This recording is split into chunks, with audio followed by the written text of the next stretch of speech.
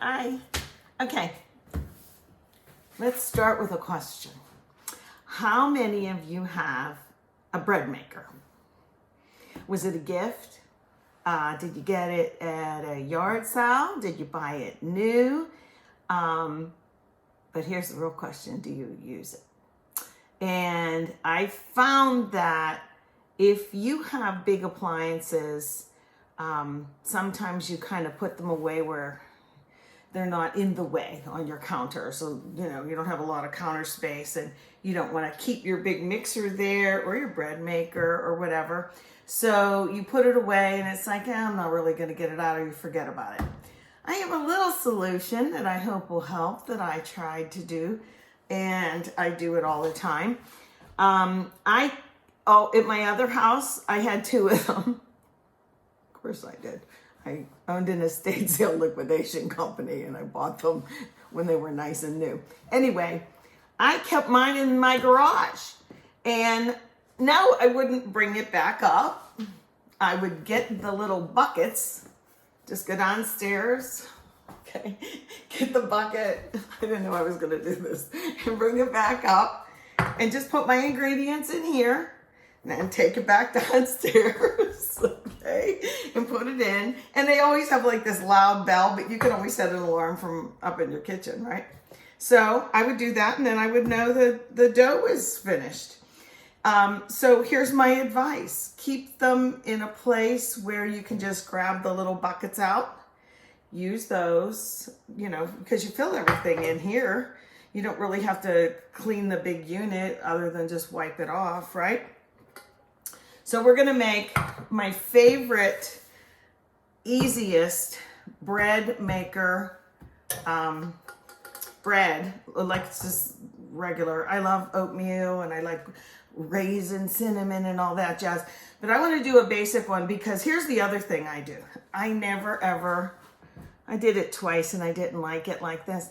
I never let it bake in the machine. First of all, it takes forever. Second of all, you got to be right there to get the thing out. And then I found that it was like too soft and like squishy, and I don't know, it just had to be just right. Things could go wrong, but you know what doesn't go wrong in the bread maker? If you have it on the dough setting, it takes usually, I found in all the bread makers I've owned, an hour and a half. And you can think about it prior to even beginning dinner for that. And then you can take the dough out and ding, oh, that was an hour and a half. Okay, here's the dough. And we're gonna do that. I'm gonna show you all different ways to make bread once you take out the dough. And then you can manipulate it how you want. You can braid it. You can cut it and make little loaves.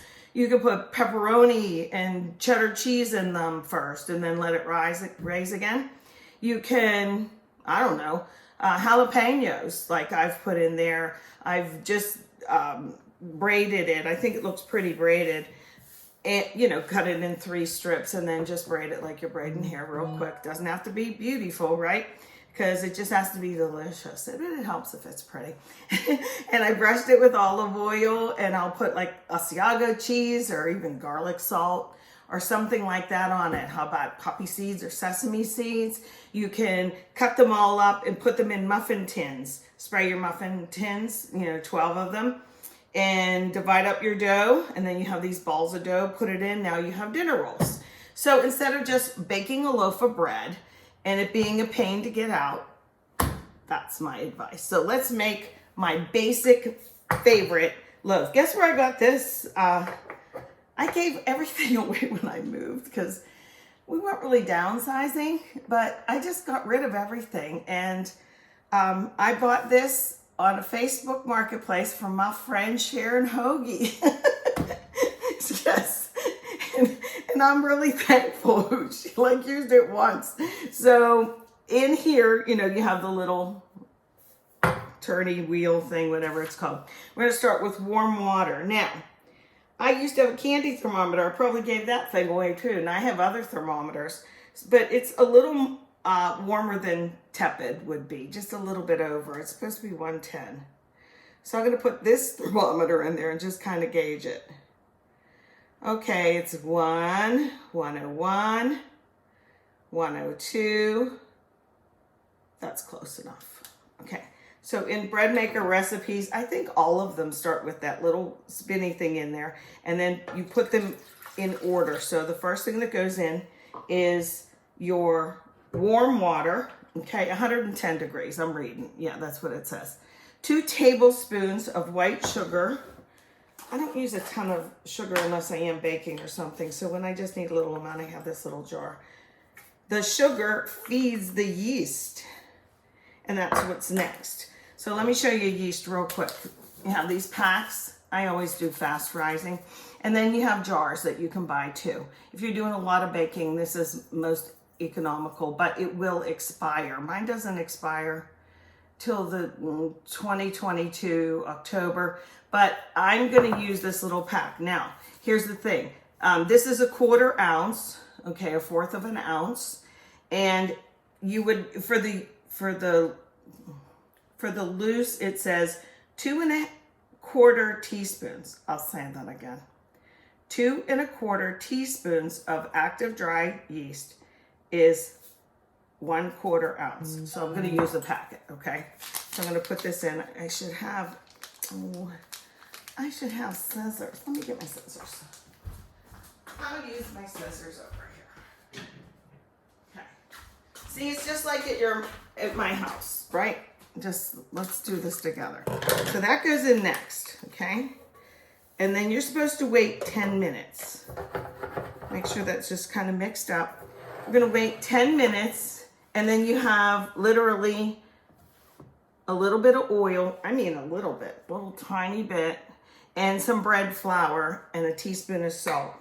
So let's see, about 10 minutes I'll wait. I want to show you my bread flour. I keep it in a Tupperware and mark it. I do like this brand. I don't know what you like, but I like this brand. And sometimes I don't have bread flour, but it does work a lot better in your bread machine. I don't know the science behind it. If I did, I forget.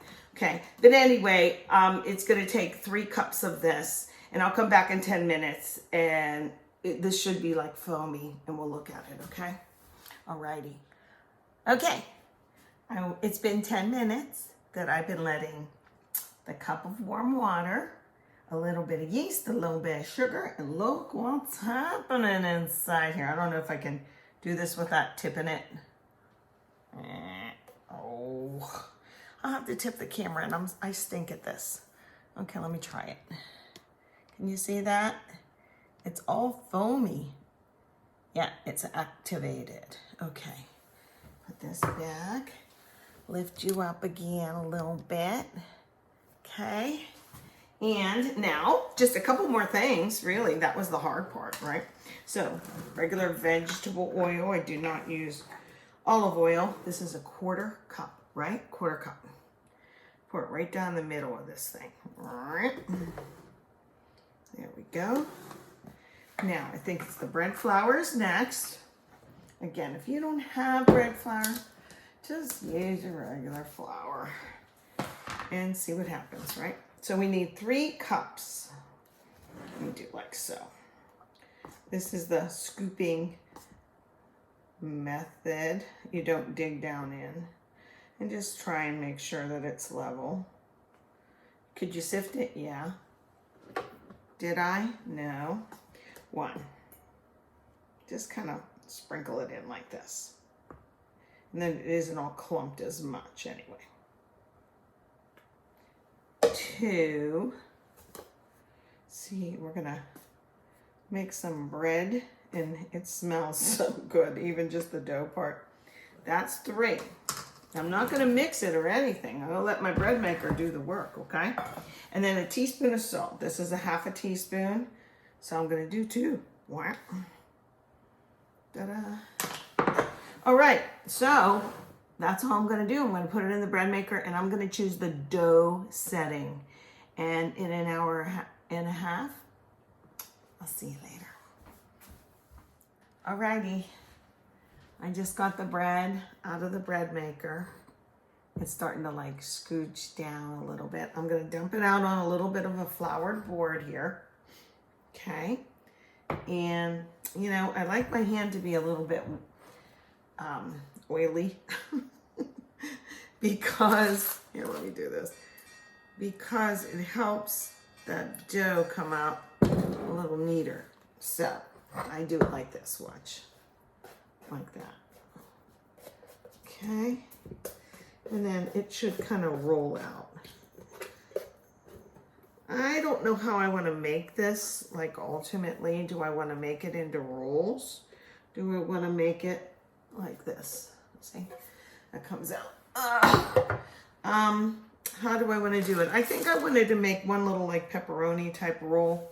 I am going to wet my hand a little bit more with some olive oil.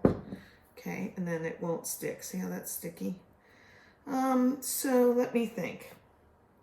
Yeah, I'm going to save a chunk of it. Like this. Ready?